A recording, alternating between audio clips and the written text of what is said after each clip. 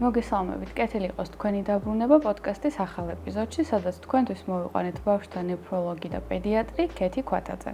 ქეთი, დიდი მადლობა მობრძანებისთვის. დღეს ჩვენ ვისაუბრებთ ისეთ პრობლემებზე და ისეთ საკითხებზე, რაც ეხება ბავშვთან ერთად მოგზაურობას, მგზავრობას და კურორტებს, რაც ახლა დამეთანხმებით, რომ ძალიან აქტუალური საკითხია. მოგესალმებით, დიდი მადლობა მოწვევისთვის. თემა ნამდვილად საინტერესოა, აქტუალურია და სეზონურია. ძალიან კარგი თემა შეგირჩევიათ.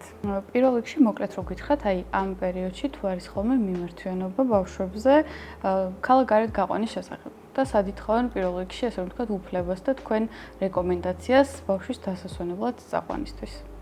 კი, კითხვები შემოდის, რასაკვირველია, გაყვანამდე კონსულტაციებს არჩევენ ხოლმე დედები და აქვთ რიგი კითხვები ჩამოწერილი, სად წაიყვანონ ბავშვი, რომელი კურორტია უმჯობესი, პირველი მთა აირჩიონ თუ ზღვა აირჩიონ და ძალიან მთავარი და მნიშვნელოვანი თემა ეს არის სია, წასაღები, ასე ვთქვათ, მედიკამენტების და თანხლები, საჭირო, ასე ვთქვათ, ნივთების სია, რაც უნდა იქონიონ თან მშობლებმა ან ინდობილმა პირმა, ვინც წაიყვანს ბავშვს ქალაქ-გარეთ დასასვენებლად.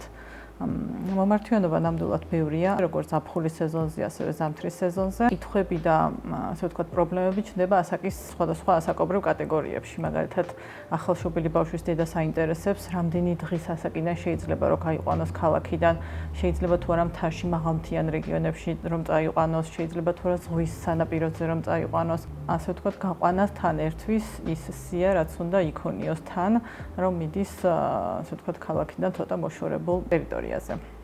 ისე როგორ უფრო ხშირია, ანუ უფრო ფრთხილი და ზედმეტად მომზადებული დედა თუ პირიქით?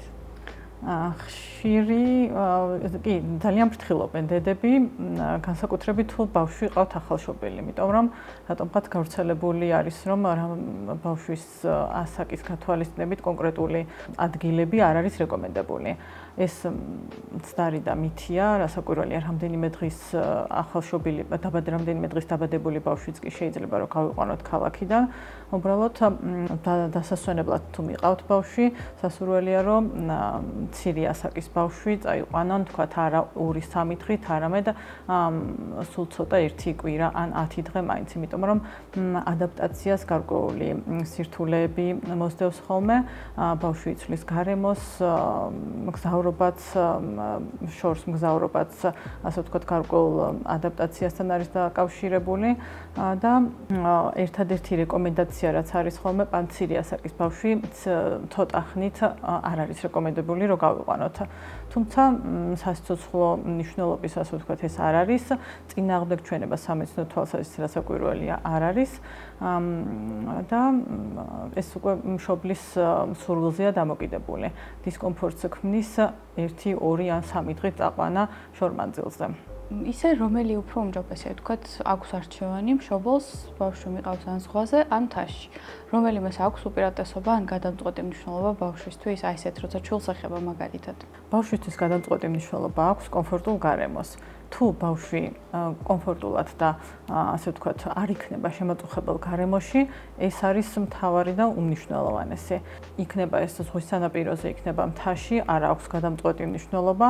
ერთმნიშვნელოვნად ძალიან კარგია ბავშვის და დიდის ასევე დასასვენებლად, ან გარემოს შესვლა, ან დასასვენებლად სადმე წასვლა, ან ვთქვათ, ჰაერის გამოცვლა და უფრო მეტად კომფორტულ გარემოში გადაადგილება, ვიდრე ვთქვათ, არის ის მუდმივი საცხოვრებელ გარემოში არსებული გარემო, რაც არის.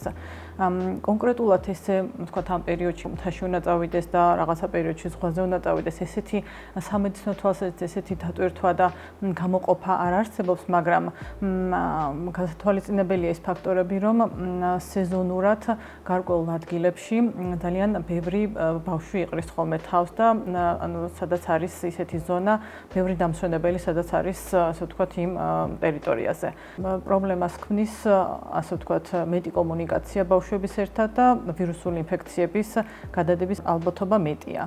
ზღვაზეც და მთაშიც პრაქტიკულად თანაბარია, უბრალოდ განსხვავებული ვირუსის ტიპები შეიძლება შეხვდეს ზღვის სანაპიროზე დასვენების შემთხვევაში და მთაში დასვენების შემთხვევაში. ზღვის სანაპიროზე უფრო მეტად გამოხატულია ნაწლავური ინფექციები. არსებობს რაიმე გზა იმისთვის, რომ წინასწარ ვიყოთ მზად და რაღაცით პრევენცია უზრუნველყოთ ამ პრობლემების, იმიტომ რომ როგორც წესი ეს გადაიზრდება ხოლმე მთლიანად დასვენების პროცესის რაღაც სრულიად უგუღმა შემოტრიალებით. კარგი კითხვაა ძალიან. სამწუხაროდ ესეთი საპრევენციო, ასე ვთქვათ, ღონისძიება არ არსებობს. ერთადერთი საპრევენციო ღონისძიება არის ის, რომ ისეთი ადგილი, ისეთი დრო შევარჩიოთ, სადაც ძალიან ბევრი ხალხი არ იქნება იმ ტერიტორიაზე და იმ ადგილას. სხვა მეტი ისეთი განსაკუთრებული რეკომენდაცია არ არსებობს. არსებობს თავდაცვის საშუალებები, წინასწარი არა, უბრალოდ აი თქვა სხვადასხვა სიმპტომების გამოვლენის შემთხვევაში და ამას გასცემს ექიმი მშობლისთვის კონკრეტულად ბავშვზე მორგებული, ასე ვთქვათ, რეკომენდაცია არსებობს. სია, რომელიც შექმნილია პრაქტიკულად სტანდარტულია და იმატება ან აკლდება ბავშვის პირადად, ასე ვთქვათ, ბავშვზე მორგების თვალსაზრისით. ალბათ ინდივიდუალური მდგომარეობის, მაგრამ არ იცვლება ის, რომ აუცილებლად უნდა წაიღოს დედამ, ვთქვათ, სიცხის საზომი, სიცხის დამწევი, ალერგიის საწინააღმდეგო ერთი რომელიმე მედიკამენტი, რომელიც გათვალისწინებულია ბავშვის ასაკის გათვალისწინებით, მწერებისგან დამცავი, რაც ზაფხულის კურორტებზე შემაწუხებელი ფაქტორია. თუ ძალიან, ასე ვთქვათ, ისეთ ადგილას ისვენებენ, სადაც, ასე ვთქვათ, არ არის ახლო-მახლო აფთიაქი, ეს მედიკამენტების სია უფრო მეტად იზრდება, რა საკვირველია და ამას ექიმი პირადად ურჩევს ხოლმე მშობელს. თქვათ იმ დროს, როცა ვლინდება უკვე ინფექცია, ჩვილის შემთხვევაში რა არის, რასაც ვაკეთებთ პირველ რიგში? ჩვილის შემთხვევაში გასათვალისწინებელი ფაქტორებია ზოგადი მდგომარეობის შეფასება, ახალშობილი ბავშვის დაინფიცირება, რა საკვირველია, უფრო მეტად სახიფათოა, ვიდრე შედარებით მოზრდილი ბავშვის დაინფიცირება რომელიმე ვირუსული ინფექციით და ამ შემთხვევაში კომუნიკაცია ექიმთან და ექიმი ასე თუ ისე ტელეფონის საშუალებით წყვეტს, თქვათ, რა ღონისძიებას უნდა მიმართოს. მაგრამ არ იცვლება ის რეკომენდაცია, რომ თან იქონიოს დედამ ალერგიის მედიკამენტი, საწინააღმდეგო მედიკამენტი, სარეჰიდრატაციო მედიკამენტები, რასაც არ ჭირდება, ასე ვთქვათ, ექიმის დანიშნულების გაცემა, ეს არის ელექტროლიტური ხსნარები, ერთჯერადად შეგვიძლია დისტანციურად დავეხმაროთ მშობლებს ამ ასეთ შემთხვევაში და ერთჯერადად შეგვიძლია ასევე ანტიპირეტული სიცხის დამწევი მედიკამენტებიც რომ ურჩიოთ, სანამ ის მივა სამედიცინო ცენტრამდე. ეს ძალიან პატარა ბავშვებს ეხება და შედარებით დიდი ბავშვები, ვინც არიან, მეტად გამოცდილები არიან, მშობლები ამ საკითხთან დაკავშირებით მეტად ადაპტირებულები არიან და ასე ვთქვათ, უფრო მეტი სატელეფონო კონსულტაციით და დახმარებით უფრო ნაკლები საშიშროება შეიძლება იყოს ამ თვალსაზრისით გამოწვეული. როდის ხვდებით, რომ თქვათ, ეს რაღაც ადგილობრივი საშუალებები, რაც შეგვიძლია დისტანციურად შევთავაზოთ მშობელს და თქვათ, დისტანციურად გამოვიყენოთ, აღარ არის საკმარისი და უკვე დროა რაღაც მივმართოთ სხვა უფრო ძლიერი დახმარების საშუალებას. ბავშვის ზოგადი მდგომარეობის გათვალისწინება, თუ ბავშვი არ არის, თქვათ, აქტიური, გამოხატულია ზოგადი სისუსტე, ადინამია, ვერ ხდება სიცხის კონტროლი, კარგავს დიდი რაოდენობის სითხეს, ინტოქსიკაციის შედეგად, თუნდაც ღებინებით, თუნდაც დიარეით და ვერ ხდება, ასე ვთქვათ, შესაბამისი მოვლა ბინაზე, ამ შემთხვევაში ჯობია რომ მიმართოს საკვირველია ახლომდებარე ცენტრს და სამედიცინო დაწესებულებას. ქრონიკულ დაავადებებზე რომ ვისაუბროთ, ზოგადად გავრცელებული არის ძალიან ბევრი ინფორმაცია, ზოგი მითია, ზოგი რეალობა, ზოგი სანდოწყარო და ზოგი უბრალოდ ესეთი ხალხური გადმოცემაა, რომ რაღაც კონკრეტული დაავადების შემთხვევაში კონკრეტულ კურორტს უნდა ვესტუმროთ რაღაც კონკრეტული პერიოდის განმავლობაში და ეს ან არის ეფექტური, ან არ არის ეფექტური. აი ამაზე რომ ვისაუბროთ, აი რაიმე სამი დაავადება შევარჩიოთ, სამი ქრონიკული დაავადება და სამი კურორტი, მითია თუ რეალობა. ხო, ჩვენს ქვეყანაში ძალიან ბევრი კარგი კურორტია, რაც ასე ვთქვათ, ერთგვარ სიამონებას გვრის ხოლმე დამსვენებელს, თუმცა რაიმე დაავადების პრევენციას იწვევს ან რომელიმე დაავადების კუპირებას აკეთებს, ეს მითია და არ არის დადასტურებული, ანუ სამედიცინო თვალსაზრისით არ არის დადასტურებული. არსებობს გარკვეული ტიპის ქრონიკული დაავადებები, რომლებიც აქტიურდება მზის ულტრაისფერი სხივების ზემოქმედების შედეგად, როდესაც იმუნური სისტემა დაქვეითებულია მზის ულტრაისფერი სხივების შედეგად დაავადება შეიძლება გააქტიურდეს და ამ შემთხვევაში მშობლებს ურჩევთ ხოლმე, რომ ბავშვები გაიყვანონ მზეზე ისეთ პერიოდში, სადაც არ არის იმ საათებში, სადაც მაღალი, ასე ვთქვათ, გამოსხივება არ არის. ბევრი ასეთი დაავადება არსებობს. ასევე არსებობს ბევრი სასუნთქი სისტემის დაავადებები, რომლებიც რატომღაც ჩვენს ქვეყანაში, ასე ვთქვათ, მოხსენიებულია, რომ ვთქვათ, რაღაცა კონკრეტული კურორტული ზონა კურნავს ამა თუ იმ დაავადებას. ეს რასაკვირველია სამწუხაროდ არ არის სინამდვილე, მითად შეიძლება ჩაითვალოს, თუმცა ძალიან ინდივიდუალურია. შეიძლება რაღაც კონკრეტულ პაციენტთან იყოს, ასე ვთქვათ, დადებითი ზემოქმედებით და კონკრეტულ პაციენტთან ის ზონა იყოს პირიქით უარყოფით ზემოქმედებას ახდენდეს. არსებობს ასევე ერთი დაავადება კანის გამო ატოპური დერმატიტი, ესეც ალერგიული დაავადებაა, რომელიც მეტად შეიძლება გამწვავდეს უფრო მშრალ ჰავაში მოხვედრის დროს და გააქტიურდეს ეს დაავადება. შედარებით ტენიან ზონაში, ასე ვთქვათ, არ არის გამწვავების საშიშროება და პირიქით უფრო გაუმჯობესებისკენ არის მისი გამოვლინება, თუნდაც კანის გამოვლინების თვალსაზრისით. კიდევ რა არის ეს ატოპიური დერმატიტის და ეგზემას დროს, რაც ჯობს რომ ადამიანმა გაითვალისწინოს მოგზაურობის დროს? დამატენიანებელი უნდა იქონიოს მისთვის მორგებული დამატენიანებელი, რომელიც კარგია. ძალიან ბევრი დამატენიანებელი არსებობს ჩვენს ბაზარზე და რომელიმე ერთი პროდუქტი სიძლიერის მიხედვით გათვალისწინებული, რომელსაც იყენებს მშობელი ბავშვისთვის და ის ეფექტურია. ძალიან მშრალ ადგილას არ არის რეკომენდებული, სადაც მშრალი ჰავა, იმ ადგილას არ არის რეკომენდებული. დაავადება მეტად აქტიურდება და შემაწუხებელი ხდება. შედარებით ტენიან აი ზღვის სანაპიროს ზონაში პირიქით, ასე ვთქვათ, სასარგებლო თვისებებსაც კი ავლენს ესეთი მარილიანი წყალი და მზეც? ტენიანობა.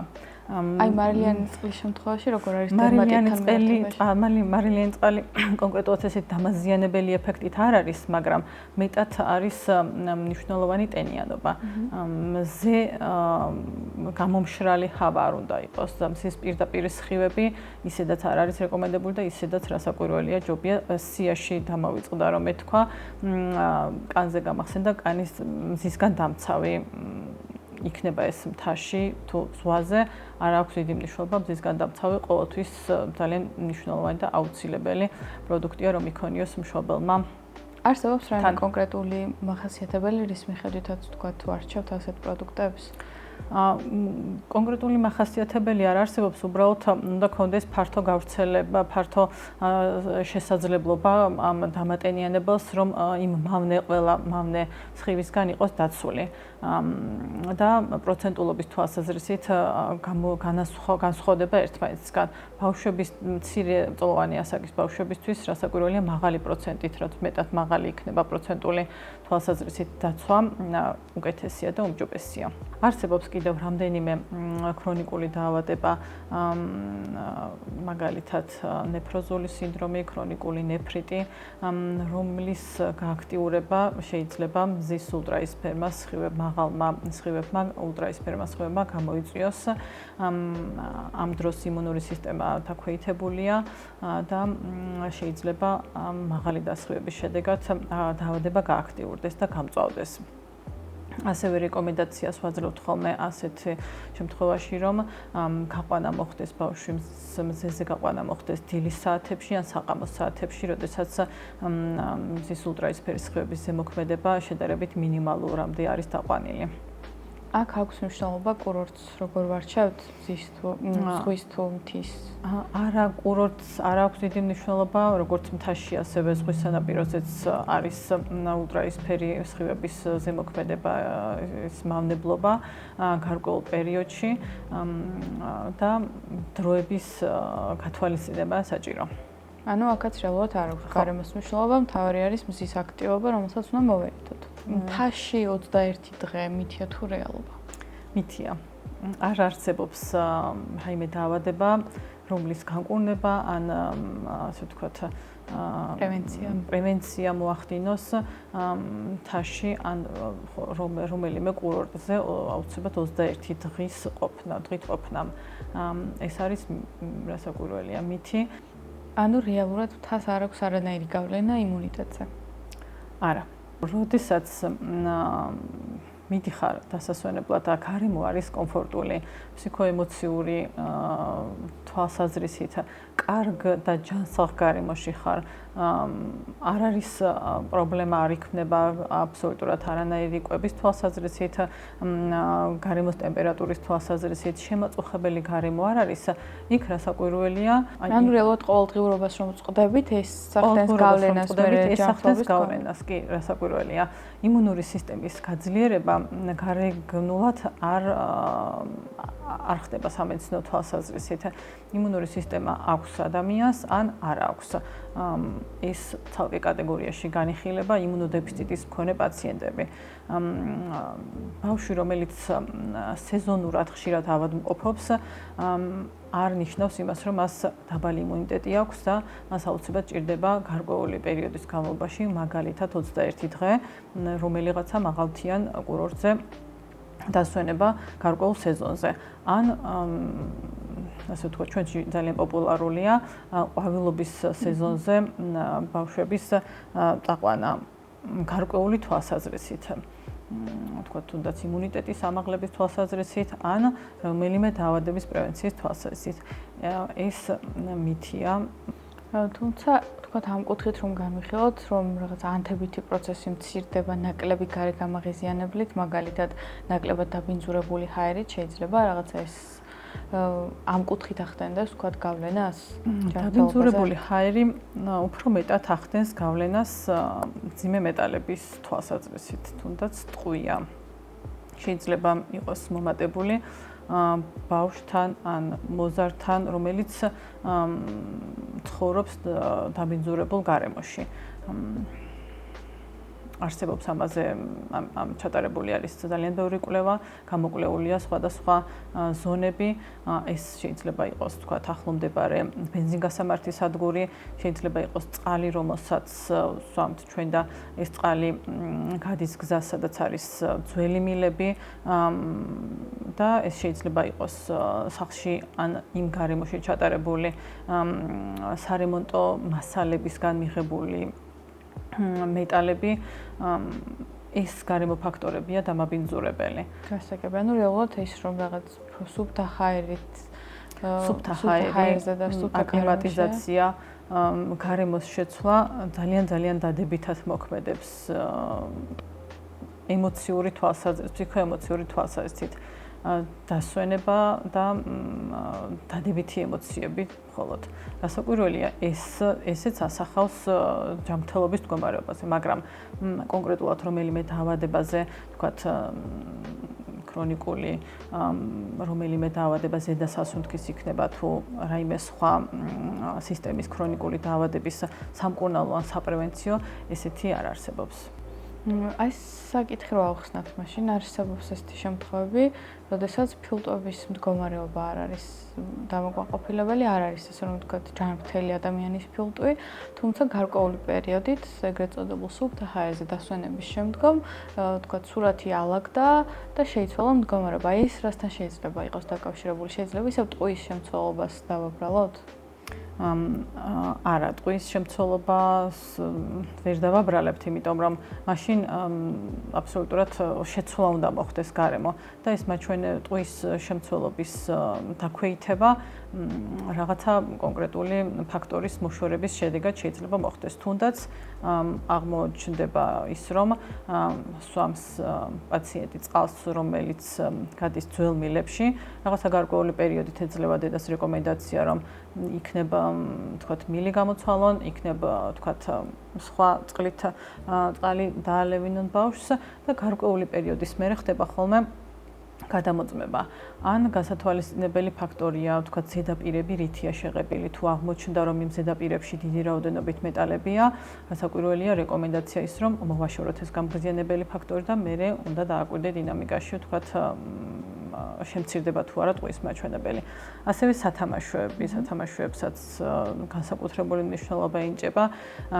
ყველა სათამაშოს მოყვება თავისი ანოტაცია, რას შეიცავს, რითია შეღებილი და ამაზეც ძალიან დიდი ყურადღება უნდა გაამახვილოს მშობელმა, რომ არ მოხდეს მეტალებით ინტოქსიკაცია ბავშვის.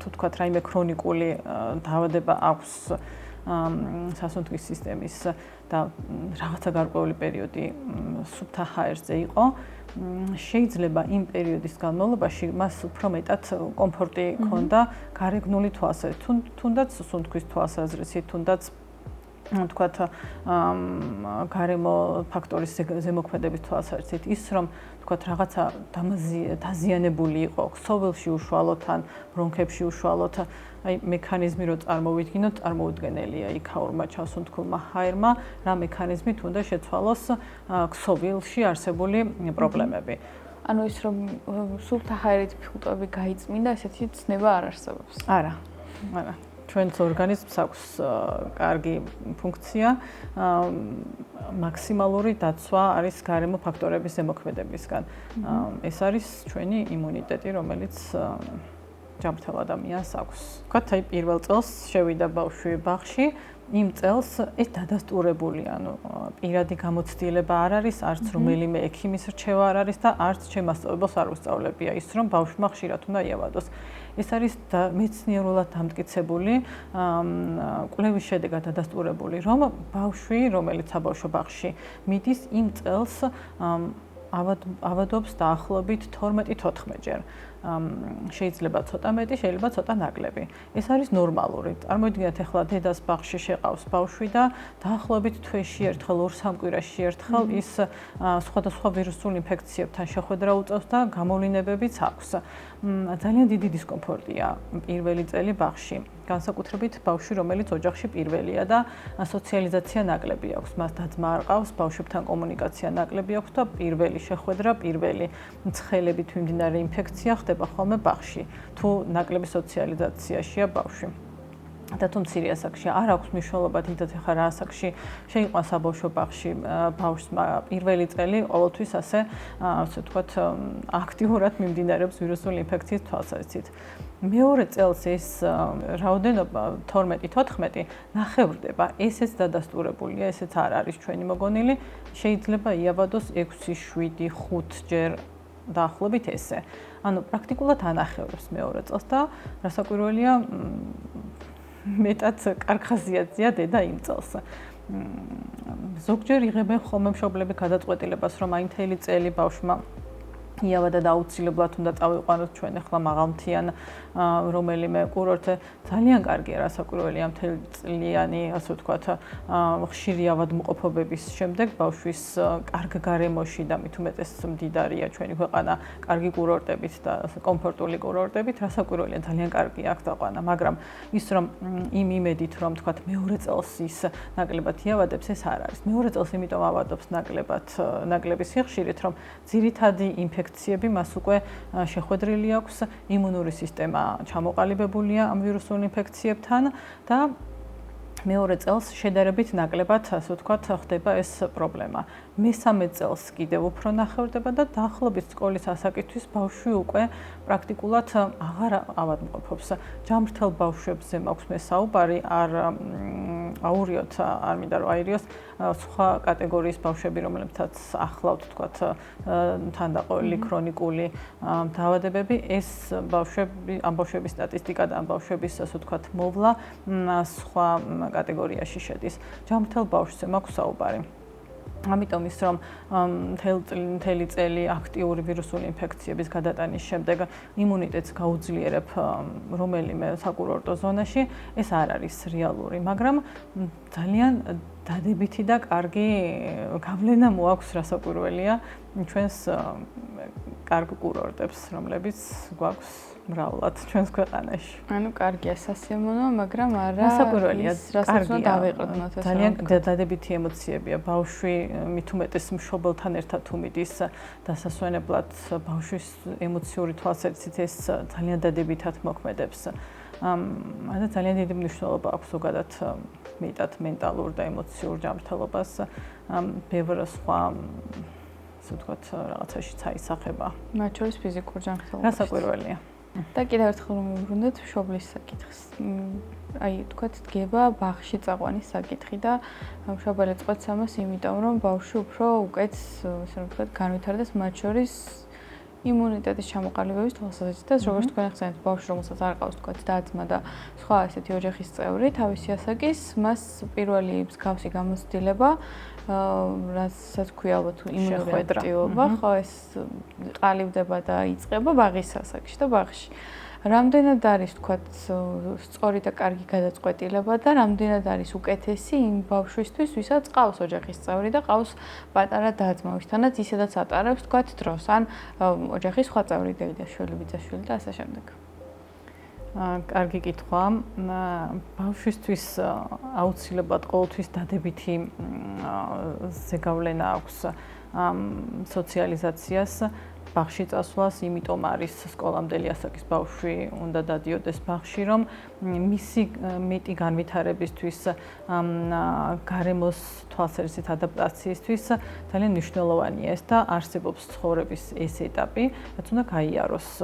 ბავშვმა თუ ამის შესაძლებლობა არის, რასაკვირველია და თუ არ უშლის სხვა რაიმე ფაქტორები ხელს. ესე ერთმნიშვნელოვნად კატეგორიულად აკრძალული არ არსებობს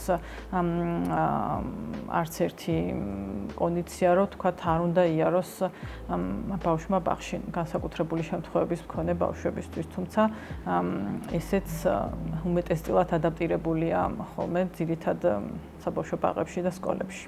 ანუ რეალურად ბაღსაც აქვს თავისი ადგილი და თქვათ იმას ვერ ანაცვლებს ოჯახის წევრი თავისი ასაკის, რომელთანაც ურთიერთობით შეიძლება რაღაცა ეს კომუნიკაციის ნაწილში განვითარდეს და თუნდაც იმუნიტეტის ნაწილში კონდეს რაღაც შეხება სხვადასხვა დაავადებები. საერთოდ რო არ იაროს ბაღში და პირდაპირ წავიდეს სკოლაში, ნაკლები ავადმყოფობის ეპიზოდები ექნება რასაკვირველია სკოლამდე, მაგრამ სკოლაში მაინც შეხვდება ინფექციებს, რაც თქვათ ძირითადად უნდა რომელსაც ძირითადად უნდა შეხვდეს ბავშვი რაღაცა გარკვეული პერიოდის განმავლობაში. ასე რომ სანამ დაიწყება ბაღის და სკოლის პერიოდი, შევარჩიოთ დასასვენებელი კურორტი, მაგრამ არა იმის მიხედვით, რაც უკეთესი გონია, არამედ ის, სადაც უფრო უკეთ ვიგზავნოთ სავს. ეს არის ჩვენთვის ძალიან უცნაური და მოლოდნელი ინფორმაცია. იმიტომ რომ მეც ამ ეტაპამდე მქონდა ამ ყველაფრის აბსოლუტური ისეთი წვენა და მჯეროდა რომ თას აქვს თავისი გავლენა. ეს უკვე ძალიან ბევრს ნიშნავს და რაღაც განწყობა რომ გაქვს კარგის, ეს უკვე კარგია, ცუდი არ არის. პირიქით, რა თქმა უნდა, მენტალური ჯანმრთელობისთვის ძალიან კარგია, მაგრამ ვერავინ ვერ დაგიდასტურებთ იმას, რომ ეს კონკრეტულად რომელიმე დაავადებას მოარჩენს, პრევენციას გაუწევს. გასაკვირველია, შეიძლება კურორტზე წასვლით ისეთ გარემოში იყოს ბავშვი, სადაც სოციალიზაცია ნაკლებია და ის ცხელი დღეების ან რაღაც გარკვეული პერიოდი 2 თვე, 3 თვე რაც იქნება იმ პერიოდის განმავლობაში საერთოდ არ იაბადოს ბავშვმა, იმიტომ რომ მას არ აქვს სოციალიზაცია, არ აქვს მნიშვნელობა ზღვაზე იქნება თუ მთაში იქნება. აი მაგალითად ბაკურიანში თუ წაიყვან ბავშვს და იქ დახვდება გარშემო ბევრი ბავშვი, სადაც რასაკვირველია ითამაშებს და მეტი კომუნიკაცია ექნება, ჩვეულებრივად იავადებს ის ბავშვი. ვერ გადაარჩენ, არ არსებობს ეგეთი დამცავი საშუალება სამედიცინო თვალსაზრისით, რომ დავიცვათ წინასწარ გარკვეული ინფექციებისგან. აქტიური დასვენების მნიშვნელობაზე რომ ვისაუბროთ, ბავშვისთვის, ბავშვის განვითარებისთვის რა გავლენა აქვს და რა მნიშვნელობა აქვს ზოგადი ჯანმრთელობის გარდა, როგორ მოქმედებს მის, ასე ვთქვათ, ფიზიკურ განვითარებაზე. კარგი კითხვა. აქტიური დასვენებას რაც შეეხება, უმჯობესია, რასაკვირველია, რაც უფრო ბავშვი მეტად იქნება ჩართული სხვადასხვა აქტივობებში და განსხვავებული, ასე ვთქვათ, რეჟიმი ექნება ყოველდღიური რუტინული მისი ცხოვრების რეჟიმისგან განსხვავებით. მისი განვითარებისთვის ფიზიკური, მენტალური ჯანმრთელობისთვის რასაკვირველია, უმჯობესია და კარგია. უბრალოდ აქაც სასურველია, რომ დავიცვათ უსაფრთხოების ზონები. თუ იქნება ეს დღეში აქტივობა, ზღვაზე აქტივობა, სხვადასხვა, ასე ვთქვათ, აქტივობები, რასაკვირველია მშობელმა ან ბავშვზე მზრუნველმა თანხმლებმა პირმა უნდა დაიცვას უსაფრთხოების პირობები და რასაკვირველია, რაც მეტად თავისუფლად იქნება ბავშვი, მით მეტად კარგია მისი მენტალური და ფიზიკური ჯანმრთელობისთვის. დედის სიმშვიდეზე რო ვისაუბროთ, რაზე უნდა დახუჭოს თვალი დასვენების დროს კურორტზე და რას უნდა მიაქციოს მეტად ყურადღება იმისთვის, რომ ბავშვისთვისაც, ასე რომ ვთქვათ, კონკრეტული სარგებელი ჰქონდეს აი ამ გასვლით ღონისძიებას და გარდა ამისა, ასე რომ ვთქვათ, დედის ფსიქოლოგია და ფსიქიკაც რაღაცა შეძლებს და გვარად შენარჩუნდეს ისე რომ რაღაცა მისთვის არ იყოს ეს ძალიან დიდი სტრესი და გადაღლის პერიოდი.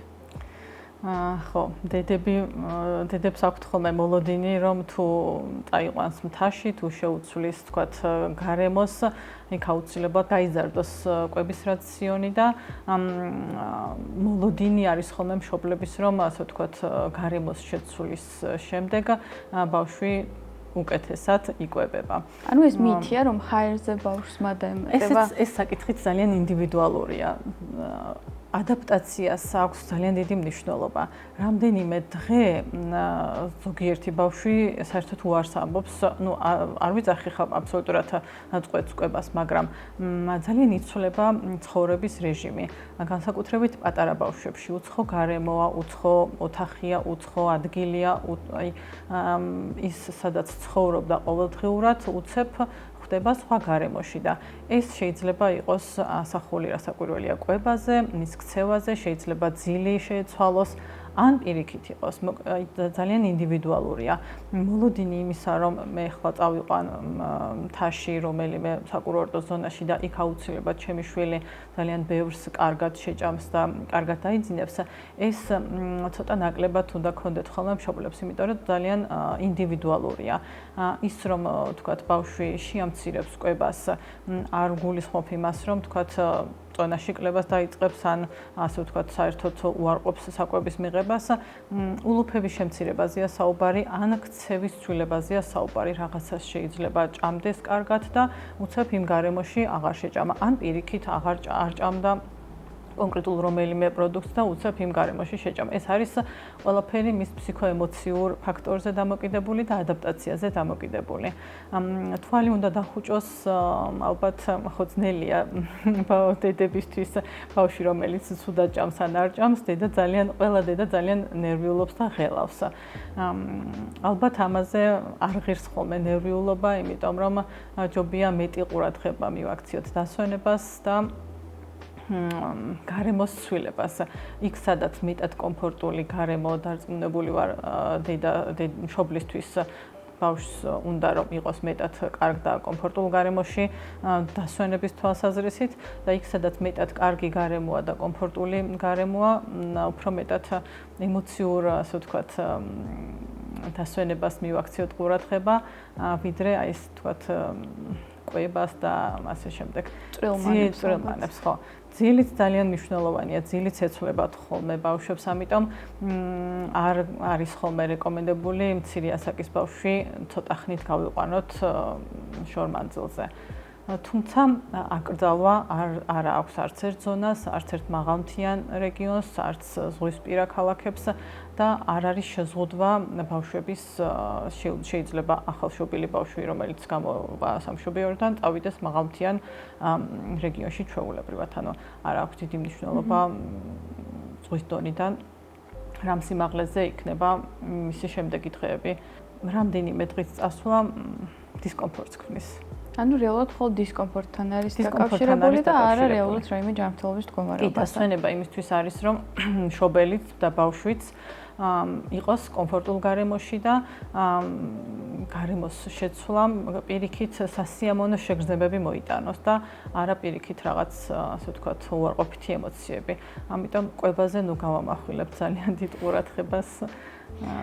თქვენ რას ისურვებთ პირველი მოგზაურობის დროს რომ გცოდნოდათ წინასწარ ბავშვის შესახებ? პირველი მოგზაურობის დროს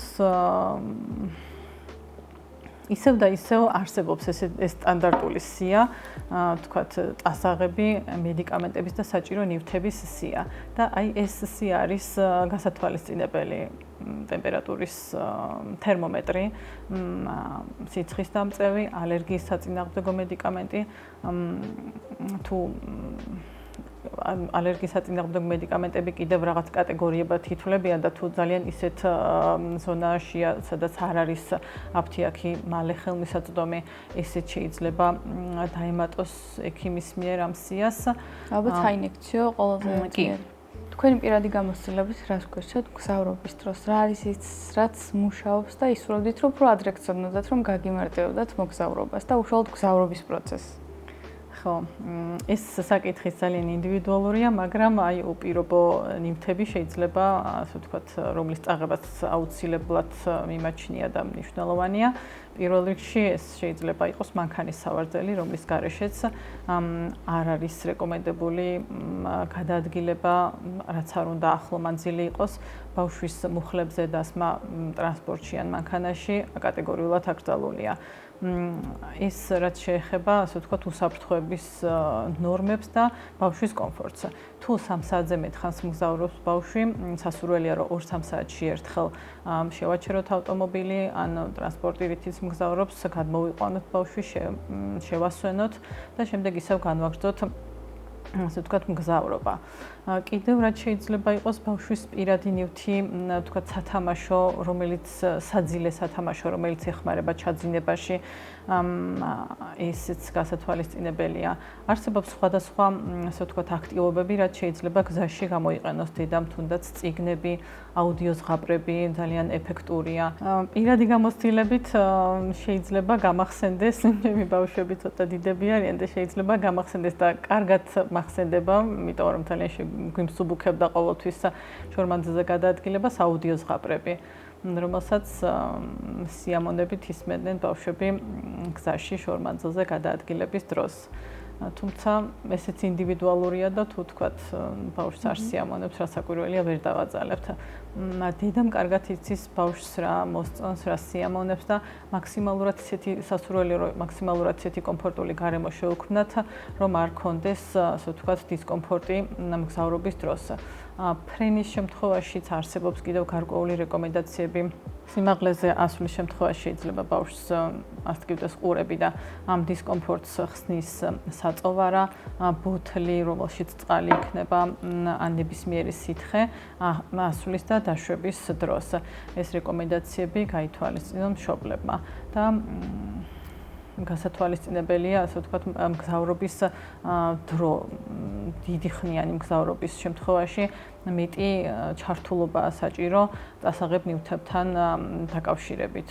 ვთქვათ, რაღაცა პერიოდულობით გამოაჩინოს მშობელმა ახალ-ახალი სათამაშოები, რომ ბავშვი მეტად დაკავებული იყოს, არ დაიღალოს და არ დაიტვირთოს ემოციური თვალსაზრისით ისედაც ჩაკეტილ გარემოში. ძალიან საინტერესო რჩევა, განსაკუთრებით ზღაპრების ნაწილი. ბევრად ჯობია ნებისმიერ ელექტრონულ საშუალებას ალბათ, იმიტომ რომ ბავშვთან ისმენს, თან ირთობა, თან სასიამოვნოდ გადისრო და შეიძლება ჩაძინებაში ესეც დაეხმაროს. ძალიან დიდი მადლობა მობრძანებისთვის და ესეთი მნიშვნელოვანი ინფორმაციის გაზიარებისთვის. იმედია ჩვენს მაყურებელს გამოადგება ახლა ეს ინფორმაცია, იმიტომ რომ დარწმუნებული ვარ, ბევრი ამ დროს ძალიან ბევრს ფიქრობს და დარდობს, სად და როგორ წაიყვანოს შვილი დასასვენებლად და ცდილობს თან შეარჩიოს დადებითი გავლენის მიხედვით და მგონი ამის შემდეგ ყველას მიდგომა და გადაწყვეტილება შეიცვლება. მადლობა მობრძანებისთვის, მადლობა თქვენ რომ გვიყურეთ, დარჩით ჩვენთან და აუცილებლად გამოიწერეთ ჩვენი არხი.